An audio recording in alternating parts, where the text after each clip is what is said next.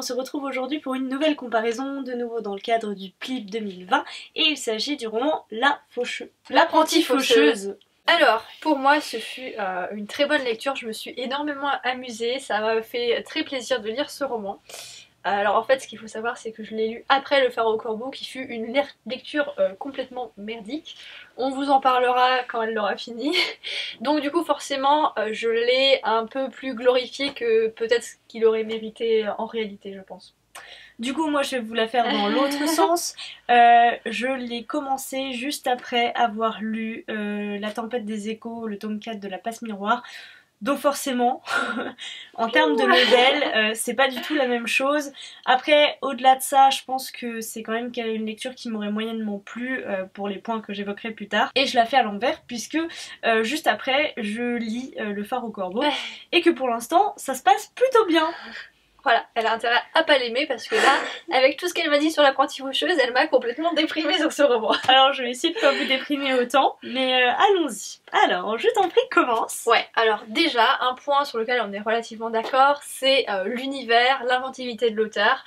Clairement, c'est quelque chose qu'on a beaucoup aimé, toute cette notion de faucheuse, et en fait il y a une faucheuse par type de mort, et voilà, c'est une... L'imagination autour de l'univers est vraiment très bien, sur les faux, sur les tenues aussi, j'ai bien aimé. Les cavaliers de l'Apocalypse, voilà. Les nouvelles calamités qui sont de nouveaux cavaliers de l'Apocalypse. Ça rend une petite touche de modernité tout en explorant un univers lié à la mort et du coup que j'apprécie. En revanche, déjà, premier petit point négatif, chaque faucheuse est accompagnée de son encou. Pourquoi pas, bon l'idée d'accord, pourquoi pas, ça fait des duos, voilà, ça permet d'avoir plus de persos. Il y a un peu un serviteur, tout, enfin bref, ok. Sauf que pourquoi rattacher un encou à une faucheuse, sachant que l'encou, alors pour ceux qui connaissent un peu les légendes bretonnes et celtes, l'encou est le serviteur de la mort sur Terre, c'est-à-dire que l'encou se promène généralement avec une faux sous un grand capuchon. C'est-à-dire que l'encou... c'est la faucheuse. Pour moi, en tout cas, dans mon esprit, l'encou, c'est le nom breton de la faucheuse. Donc là, transformer l'encou en serviteur de la faucheuse, j'apprécie assez peu. Alors peut-être que l'auteur a fait beaucoup de recherches et que c'est vrai, hein, je ne sais pas. Ou qu'elle a juste voulu étoffer l'univers, je trouve juste que le nom est mal choisi. Moi ça m'a pas du tout dérangé, après j'avais pas trop cette connaissance de la mythologie autour de l'encou, etc. Et puis bon, après tout c'est quelque chose, elle a réinventé certaines choses, elle a revisité certains mythes, voilà. Je suis rentrée très facilement dans le récit grâce à la plume, je l'ai trouvé très fun, très dynamique. Fun c'est le mot que je vais beaucoup répéter dans cette comparaison je pense, parce que globalement tout ce qui ressort de ma lecture c'est beaucoup de fun en fait. Plus que n'importe quoi d'autre au final. Je suis assez d'accord là-dessus aussi, effectivement, la plume est dynamique, l'auteur réussit à mettre un rythme au roman parce que y a une succession en fait enfin les chapitres alternent entre les deux personnages principaux qui forment un duo assez piquant qui se veut drôle, alors que moi personnellement je n'ai pas trouvé superbement drôle parce que je ne suis pas touchée par ce type d'humour, mais je comprends tout à fait que ça plaise. C'est effectivement fun. Cependant, moi j'ai trouvé la lecture facile au sens où ça se lit vite, ça se lit bien, mais pour moi, personnellement, très laborieuse. J'avais pas envie de reprendre le roman quand je rentrais chez moi et je pense que c'est déjà mauvais signe. Moi j'étais par contre très réceptive à l'humour, j'ai beaucoup aimé toutes les crasses que se faisaient les deux personnages principaux en fait, parce qu'au début ils passent leur temps à se chercher des poux, à s'embêter et à s'envoyer des pics et ça j'ai vraiment beaucoup aimé. Bah ouais, justement, ça fait trop. Oui, ça peut être agaçant, je comprends. Je veux dire, une fois de temps en temps, je veux bien, mais là c'est continuel, et l'accent est beaucoup mis là-dessus. C'est normal, c'est important pour la construction des deux personnages et pour la suite et pour leur relation et tout ce que vous voulez, mais c'est juste que pour moi, c'était too much. Voilà. Ouais. Et ça fait très cours d'école en fait, alors qu'on parle quand même d'une jeune fille qui mais elle est très jeune quand même. Hein. Elle est très jeune, mais elle était servante. Ouais. Si tu veux, servante à une époque où je pense que ça n'existait pas. Je veux dire, et lui, c'était un adulte, enfin il est adulte, on va dire jeune adulte si on veut, mais pour moi c'est quand même un adulte, surtout à cette époque-là. Donc ils se rencontrent tous les deux au moment de la guerre de sécession en 1853. Je pense que voilà, les petites crasses de type jardin d'enfants ou école primaire, si vous voulez, bon...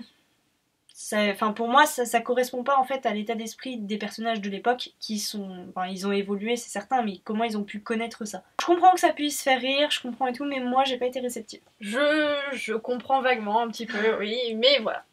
Ça dépend du lecteur, je pense que vous pouvez vous attendre à beaucoup aimer. Ouais, au moins à sourire, en tout cas à sourire. Surtout ce que j'ai beaucoup aimé dans ce roman, c'est la première partie, donc vraiment les 50 premiers pourcents où clairement c'est une mise en place par l'écrivaine et en plus elle l'a fait très bien sa mise en place, elle nous permet vraiment de rentrer dans le récit, de rentrer dans son univers qu'elle explique très bien, même s'il y a une notion qui apparaît après, qui n'est pas du tout expliquée. Et je m'en suis rendu compte en parlant avec Mélie en fait. Ça c'est un peu dommage du coup. Mais voilà, cette mise en place est vraiment très agréable. J'ai adoré être emportée dans l'univers, dans le récit. Voyager à travers différentes missions des personnages. Et d'ailleurs les personnages sont légèrement des anti-héros. Je dis légèrement parce que ça reste quand même relativement des héros assez classiques. C'est vrai qu'ils sont un petit peu... ils ont un petit côté pas habituel. Le fait qu'ils cherchent des crasses sans arrêt, ça peut nous laisser penser que c'est des anti-héros. Puis, mais voilà, c'est un mot un peu trop gros pour les qualifier. Je pense que le côté anti-héros vient surtout du fait que la jeune fille, la petite faucheuse en particulier, est uniquement drivée par l'ambition et que du coup elle marche un peu sur ses consoeurs. Enfin voilà, c'est le côté anti-héros et là je pense.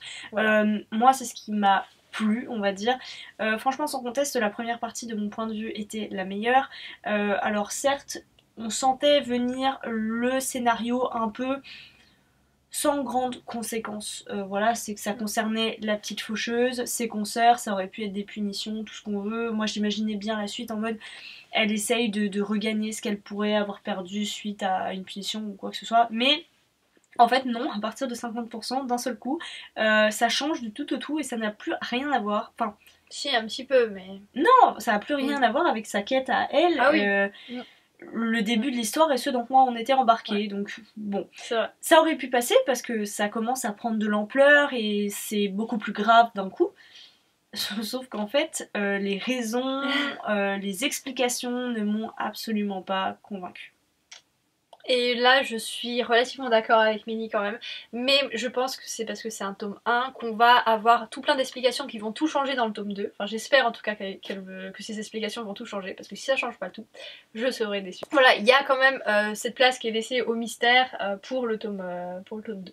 Alors en fait ça pourrait être mystérieux si les personnages ne faisaient pas des hypothèses et des supputations complètement ridicules et qui du coup nous font penser que la solution va être complètement débile.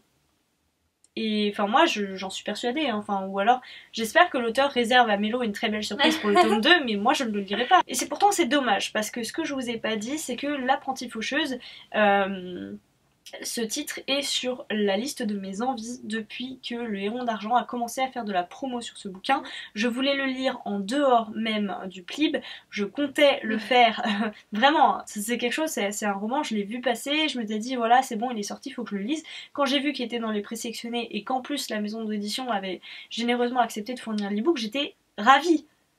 Et beaucoup moins maintenant, voilà. Et c'est, franchement, je pense que la déception est d'autant plus grande que j'en attendais beaucoup de choses. Voilà, donc du coup la deuxième moitié ne m'a pas convaincue et je vais pouvoir commencer à peut-être tailler un petit peu plus dans le vif tout en restant vague et sans vous spoiler parce que sinon j'ai une liste et je vous assure, je l'ai montré à Mélo, j'ai surligné un tas de trucs mais quasiment, peut-être pas toutes les pages mais au moins 3-4 par chapitre. Chaque fois je levais les yeux au ciel, non c'est pas possible, non c'est pas possible, et j'en ai plein donc je vais pas toutes vous les faire. Globalement pour résumer, pour moi il y a un gros point négatif sur les explications. Il y a un certain nombre d'explications qui sont données explicitées, hein, des explications explicites sur certains points qui sont pour moi complètement inutiles, qui vraiment alourdissent le roman, enfin le récit, qui sortent un peu de l'histoire, qui font passer le personnage principal à qui on les explique pour une grosse teubée et du coup le lecteur pour un gros teubé aussi. Alors en revanche, je tiens à le préciser, il y a quand même des explications qui ont leur place et qui sont bien trouvées. Hein, voilà. Notamment, j'en pense à une, vous savez à quel point c'est important pour moi, je le redis chaque fois que je le croise. Quand des personnages arrivent à communiquer dans plusieurs langues, s'il n'y a pas d'explication, ça me dérange. Là, en l'occurrence, il y a une explication qui est donnée et qui est bien trouvée et que j'accepte. Donc voilà, il y a certaines choses qui sont bien trouvées, mais la plupart du temps, les explications arrivent un peu comme un cheveu sur la soupe. Là, on ajoute des facilités scénaristiques qui sont très peu crédibles. qui donnent du rythme certes mais qui n'ont pas de crédibilité. Juste pour un petit spoil, hein, on parle quand même d'un voyage entre l'Autriche et le Wyoming. Si vous voulez, ils ont pas d'argent, ils ont pas de moyens de transport, leur première solution c'est de prendre un bus alors qu'ils peuvent pas acheter de ticket. Et en fait, tout ça pour s'arrêter un arrêt plus voilà. loin pour arriver, enfin...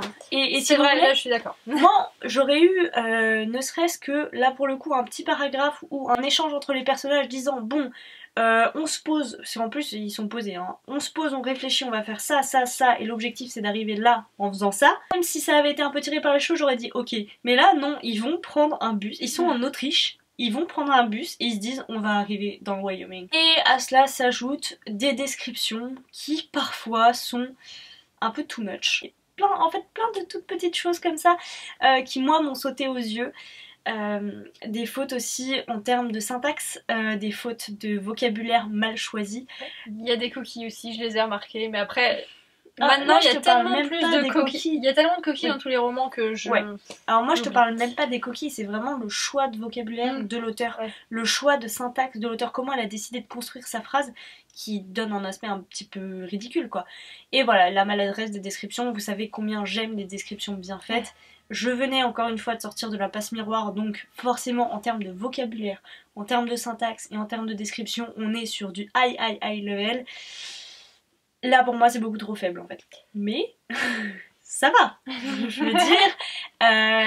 Je comprends que ça puisse être une bonne lecture, l'univers sympa, les personnages sympas, ils ont une bonne personnalité, voilà, un peu rentre dedans. Moi ça m'a juste pas trop fait rire.